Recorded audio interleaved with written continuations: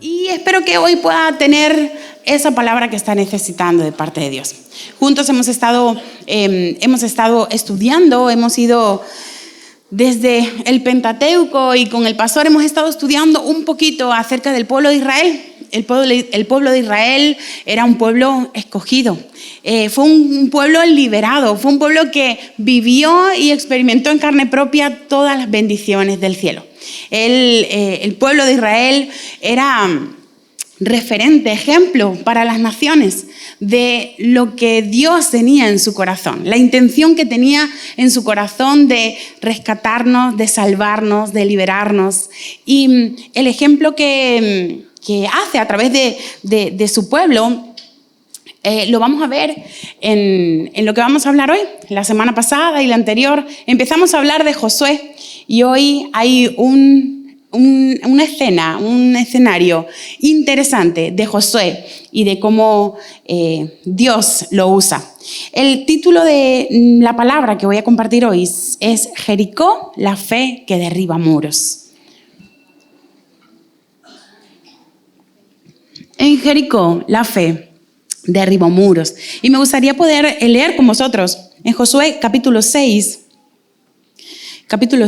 y vamos a leer un trozo un poco largo, pero se va a concentrar y lo vamos a leer juntos. Y dice Josué capítulo 6, versículo 1, nadie podía entrar ni salir de Jericó, pues se habían cerrado las puertas de la ciudad para defenderla de los israelitas. Pero el Señor dijo a Josué, yo he entregado Jericó con su rey y sus soldados. Vosotros, soldados israelitas, dad una vuelta diaria alrededor de la ciudad durante 6 días. 7 sacerdotes irán delante del arca del pacto, cada uno con su trompeta de cuerno de carnero, y el 7º día daréis 7 vueltas a la ciudad mientras los sacerdotes tocan las trompetas. Josué llamó a los sacerdotes y les dijo, llevad el arca del pacto del Señor y que 7 de vosotros vayan delante del arca con trompetas de cuerno de carnero. Y al pueblo le dijo, id y dad la vuelta a la ciudad, los hombres de combate que vayan delante del arca del Señor. Cuando oigáis que las trompetas dan un toque especial, gritad con todas vuestras fuerzas y la muralla de la ciudad se vendrá abajo. Entonces cada uno deberá avanzar directamente contra la ciudad. Todos hicieron lo que Josué les había ordenado. Los 7 sacerdotes iban delante del arca del pacto del Señor tocando las 7 trompetas y el arca los seguía. Los hombres de combate iban delante de los sacerdotes que tocaban las trompetas sin cesar y la retaguardia iba detrás del arca. Pero Josué ordenó al ejército que marchara en silencio. ¿Cómo fue? En silencio, hasta el momento en el que les diera la orden de gritar con todas sus fuerzas. Josué hizo que el arca del Señor diera una vuelta alrededor de la ciudad. Después volvieron al campamento y allí pasaron la noche. Al día siguiente, muy temprano, Josué se levantó y los sacerdotes tomaron el arca del Señor. Los 7 sacerdotes iban delante del arca del Señor sin dejar de marchar ni de tocar sus trompetas. Los hombres de combate iban delante de ellos y los otros iban detrás del arca. Las trompetas no dejaban de sonar. Al 2º día dieron otra vuelta a la ciudad y volvieron al campamento y durante 6 días hicieron lo mismo. El 7º día se levantaron de madrugada y marcharon alrededor de la ciudad como lo habían hecho antes, pero ese día le dieron 7 vueltas. Cuando los sacerdotes tocaron las trompetas por 7ª vez, Josué ordenó a la gente, gritad, el Señor os ha entregado la ciudad.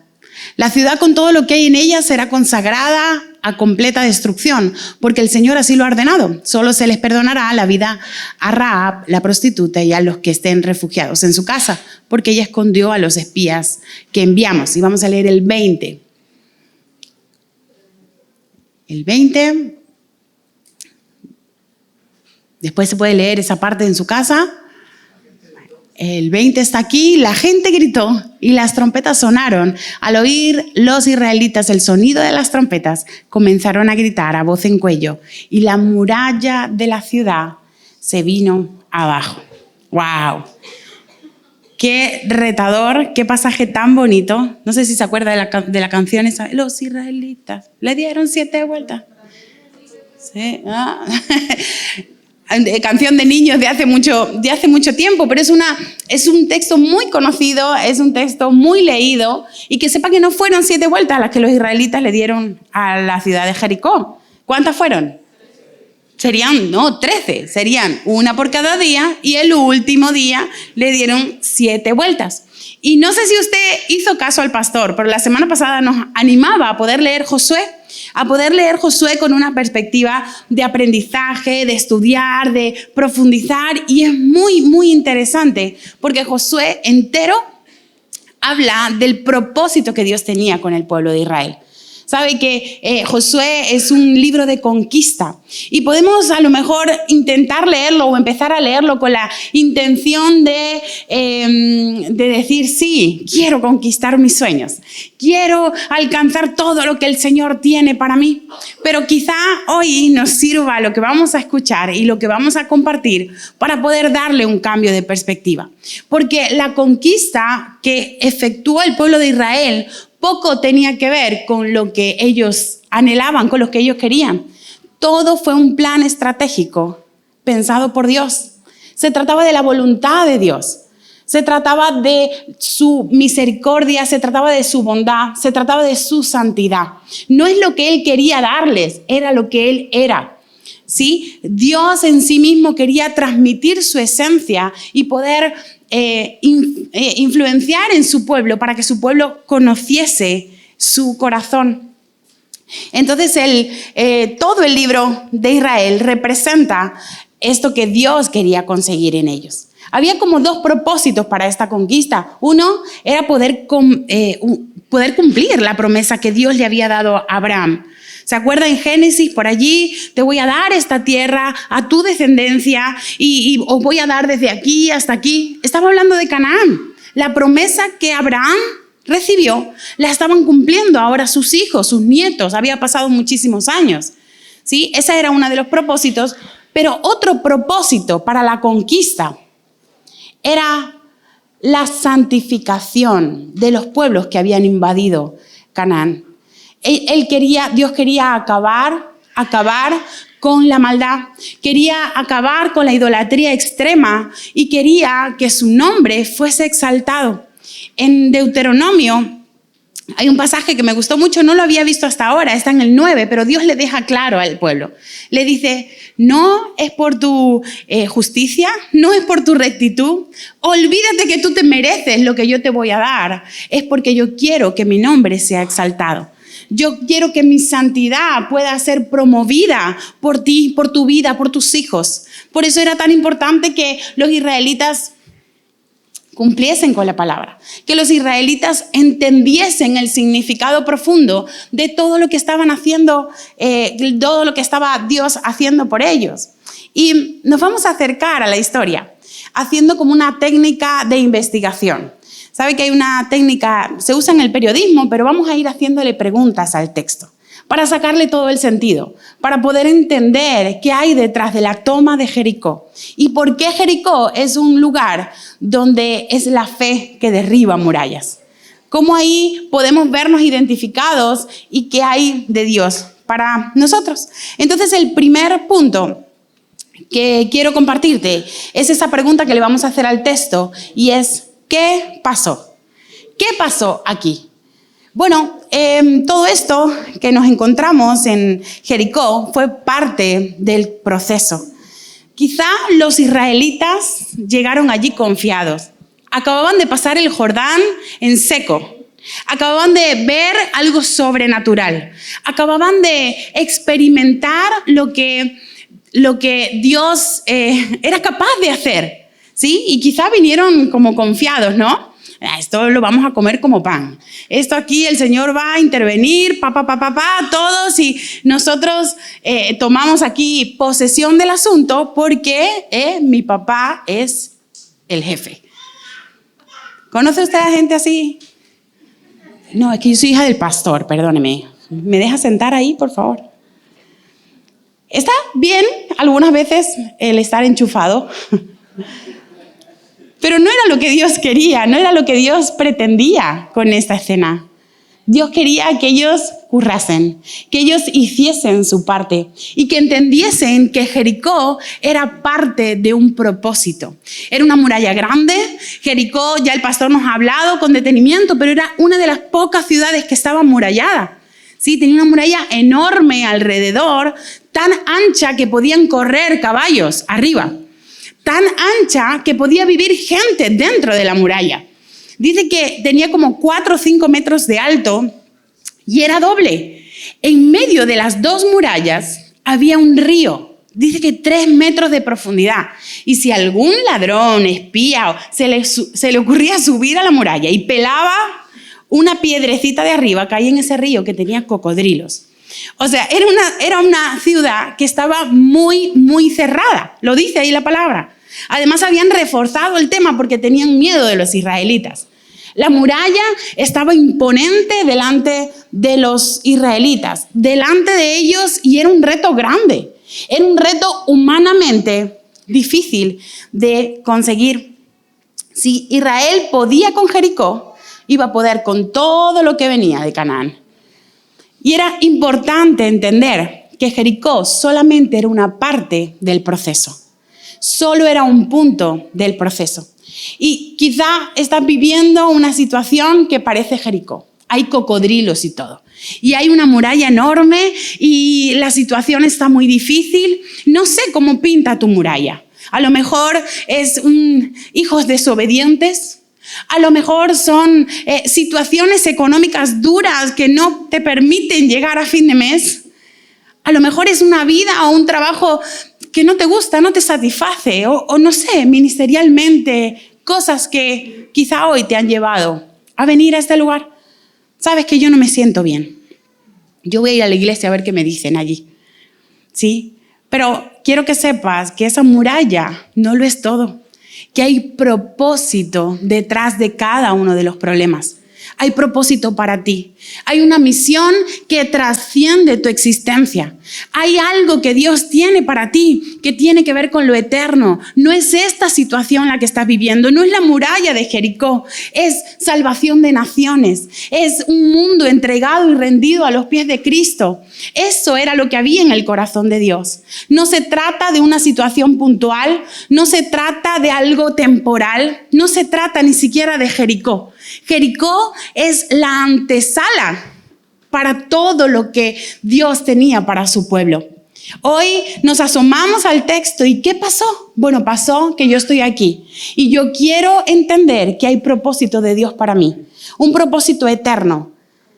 Hay una excusa para que hoy, que vine porque estoy mal, porque no me siento bien, hay una excusa para que Dios te toque, transforme tu vida y cambie para siempre. Alguien hoy puede acercarse y darte una ofrenda. Y ¡uy, qué bien! Alcancé para la semana. O de repente, no sé, estás anhelando formar una familia y un muchacho te invita a un café. ¡Uy, qué bien! Pasa. O hay una buena noticia, una oportunidad en el trabajo y tú ves perspectiva. Pero que sepas, quiero que sepas, que la plenitud de la vida no se encuentra en murallas destruidas. La plenitud de la vida se encuentra en cumplir el propósito de Dios para ti. Yo quería predicar y no me pusieron. Yo quería participar y no me llamaron. Pero es que el propósito de Dios para ti trasciende tu situación actual. ¿Sí? Y es muy importante entrar en Jericó con esta perspectiva. Vamos a pasar, pero esto no lo es todo. Independientemente de lo que pase, Dios tiene más para mí. Dios tiene más para mí. Así que si estás aquí,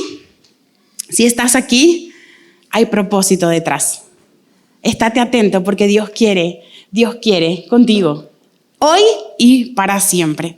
El segundo paso, la segunda pregunta que le vamos a hacer al texto es ¿cómo pasó? ¿Cómo pasó? ¿Qué pasó? ¿Y cómo pasó? Pues, ¿sabe que Josué y el pueblo dependieron del proceso? Dependieron del proceso. Apunte ahí bien.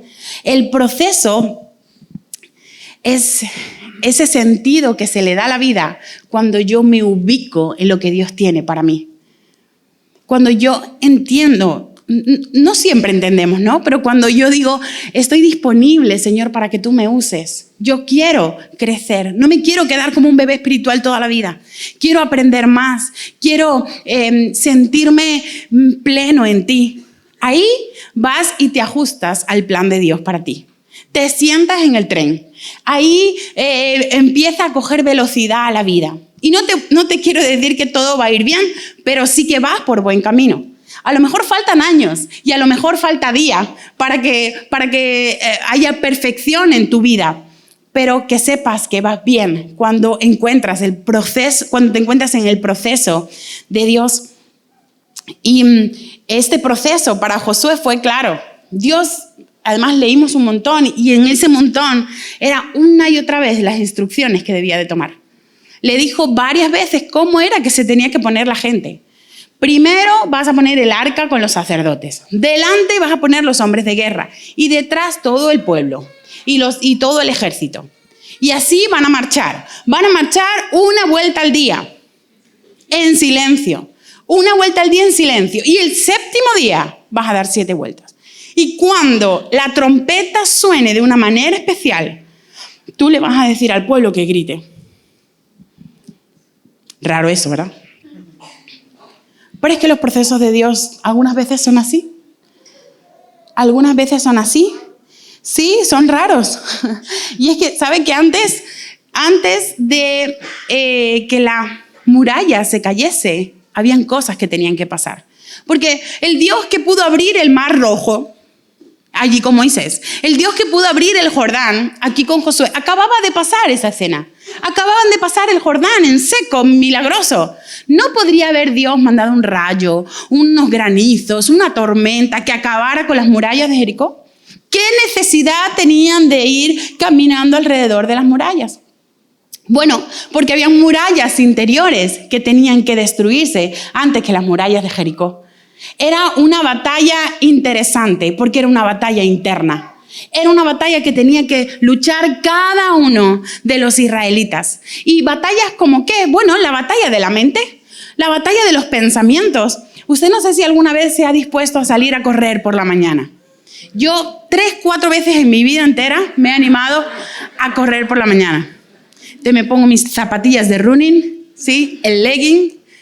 Ha sido, la verdad que la mayoría de las veces ha sido invierno. Me levanto temprano, hago unos calentamientos así, ¿no? En el portal y salgo a correr. Como carros de fuego, así. 3-4 minutos. Se me seca la boca. Me empieza a saber la boca a metal. Me empiezan a picar las piernas. Y es que cuando estamos en un proceso, cuando estamos esforzándonos por hacer algo, no digo que esta gente fuese corriendo, ¿no? Pero sales con la mejor disposición. Va pasando el tiempo, yo me imagino, no sé, segundo, tercer día, empiezan pensamientos a rondar por la cabeza. Y esos pensamientos tienen que ver con, ¿habrá estado Josué seguro de esa indicación de Dios? ¿Habrá entendido bien? Porque yo soy un hombre de guerra, ya yo he peleado, yo tengo armas aquí, yo sé cómo hacer las cosas. ¿Será, a lo mejor, como no tiene mucha experiencia, yo que he estado con Moisés siempre, yo le voy a dar algún consejillo? ¿Sí? Y nos pasa que empezamos a necesitar controlar las situaciones y preguntamos y hacemos y esto no es y ¿cómo te parece que encontré esta otra, un atajo, lo encontré por aquí y he mirado y me estoy fijando que nos están mirando desde arriba de la muralla? Pensamientos, opiniones al respecto de la instrucción, que ¿sabes qué?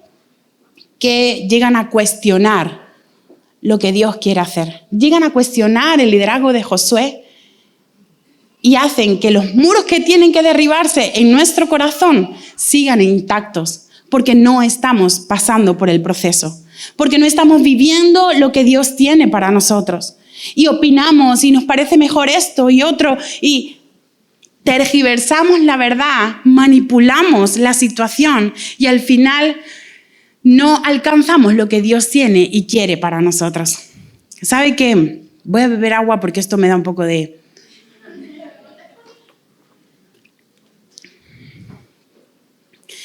Me da un poco de reparo y me va a perdonar, pero ha sido un aprendizaje para mí.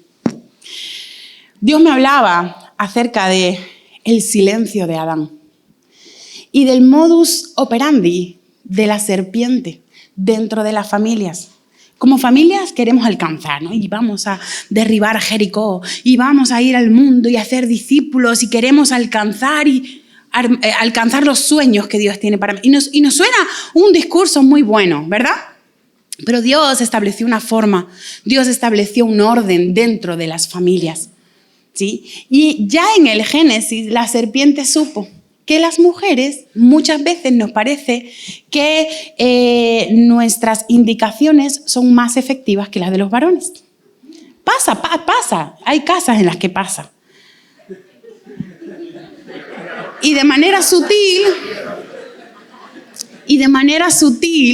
el diablo se mete en las familias, ¿sabe? Y no sé cómo hubiese sido la escena del huerto del Edén si Adán, ante el ofrecimiento de Eva, le hubiese dicho, no sé, escupe esa manzana, vamos a pedir perdón a Dios. Pero Adán se dejó convencer.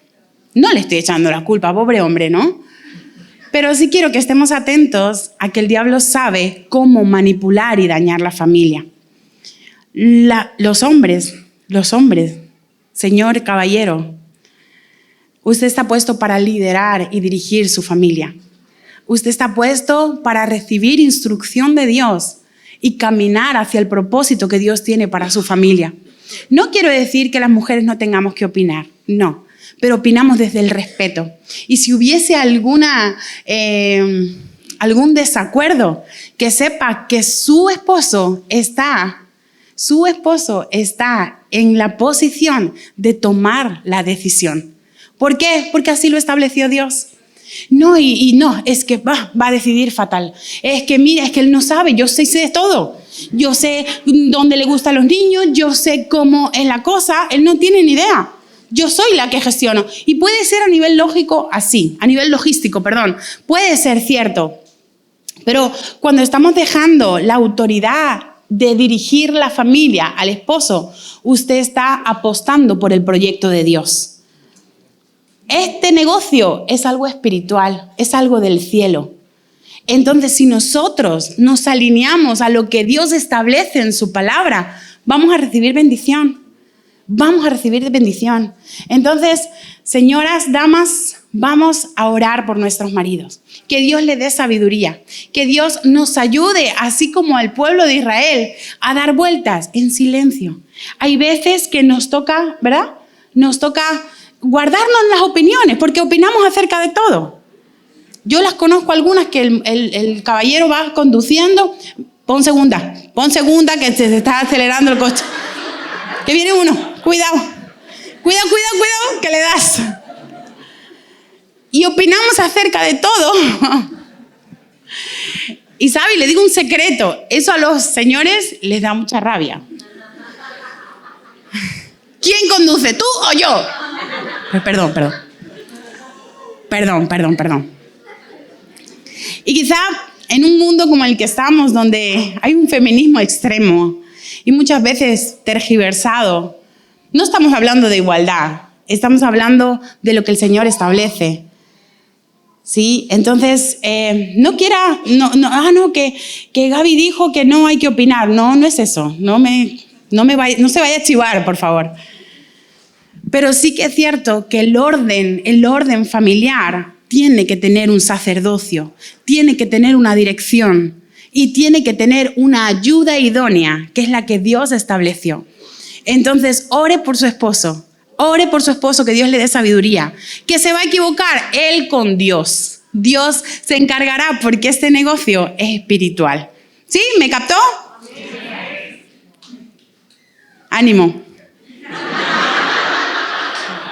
No siempre es fácil.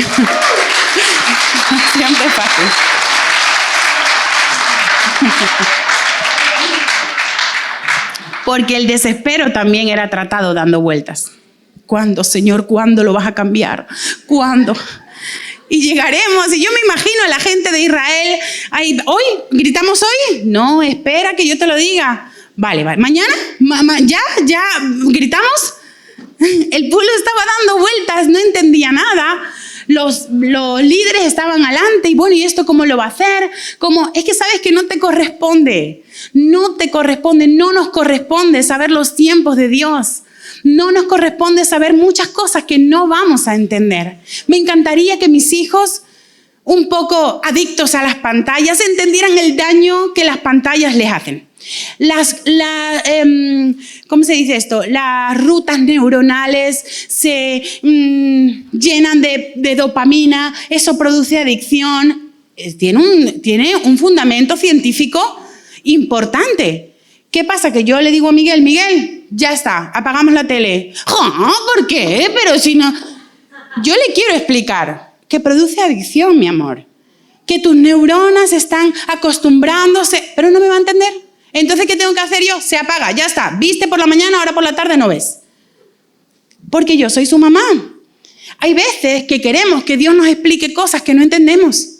No entendemos porque nuestra visión es así, limitada. Y estamos hablando de un Dios con una perspectiva eterna, que tiene propósito a futuro, que tiene planes para ti, para tus hijos, para tus nietos. Que ahora el hecho de que algo pase y tú no lo entiendas, no pasa nada. Ante la incapacidad de darle sentido a lo que me acontece, obedezco. Me aguanto y ya está. No, es que mi líder lo podía hacer de otra manera. Obedezca. Su líder ya mirará con Dios. De verdad. Su líder ya sí dará cuentas. Es que estamos en un negocio divino. Dios nos protege. La iglesia es de Dios. La iglesia es de Dios. Y Dios es el que marca el ritmo. Y Dios puso un pastor que se quiere ir a un pez. Y devolvió aquello y uno revienta dando vueltas buscando dónde aparcar. Antes teníamos un parking, señor pastor. Y podíamos venir, no, tiene que venir uno de allí con los tacones. Pues ¿sabe qué? Reviento, no pasa nada. Porque eso es dar vueltas alrededor de la muralla, derribando muros interiores. Porque no soy yo, es Dios. Es su plan, es su propósito, es su proyecto para usted y para su familia. ¿No lo entiende? Obedezca. Sencillo. ¿Qué pasó? ¿Cómo pasó? ¿Y por qué pasó? ¿Por qué pasó todo esto? Mire, en primer lugar fue para darle la gloria al Señor. Porque Dios dijo, la primera conversación que tuvo con Josué, le dijo, ya te he entregado la ciudad, los reyes, todos los soldados, ya yo te lo he entregado. Y uno puede pensar, entonces, ¿para qué peleamos? ¿Para qué peleamos si ya esta batalla está ganada? La batalla de Jericó estaba ganada, pero faltaba proceso interno. Faltaba chicha dentro de los israelitas para poder afrontar todo lo que él tenía, todo lo que Dios tenía. Y el versículo 20, Josué 6:20, dice así, mirar, ya lo hemos leído, pero lo leemos en otra versión, dice, cuando el pueblo oyó el sonido de los cuernos de carnero, gritó con todas sus fuerzas y de repente los muros de Jericó se derrumbaron y los israelitas fueron directos al ataque de la ciudad y la tomaron. Cuando hemos pasado procesos internos, cuando hemos pasado por ese trabajo con Dios, ese trato con Dios, al final alcanzamos. Al final las murallas se caen. Al final se alcanza lo que Dios tenía para con nosotros. Pero ¿por qué? ¿Sabe que unos versículos antes en Josué 5:13,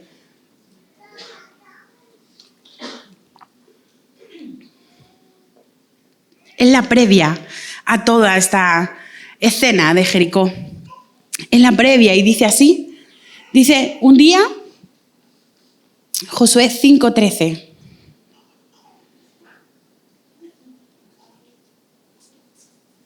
¿Y el 13? Ahí está. Guapas. Un día, estando Josué cerca de Jericó, vio delante de sí a un hombre con una espada en la mano. Josué se le acercó y le preguntó, ¿eres de los nuestros o de nuestros enemigos? Ni lo uno ni lo otro, contestó el hombre. Vengo como jefe del ejército del Señor. Entonces Josué, inclinándose hasta tocar el suelo con la frente, le preguntó, ¿qué manda mi señor a este siervo suyo? El jefe del ejército del Señor le contestó, descálzate porque el lugar donde estás es sagrado. Y Josué le obedeció.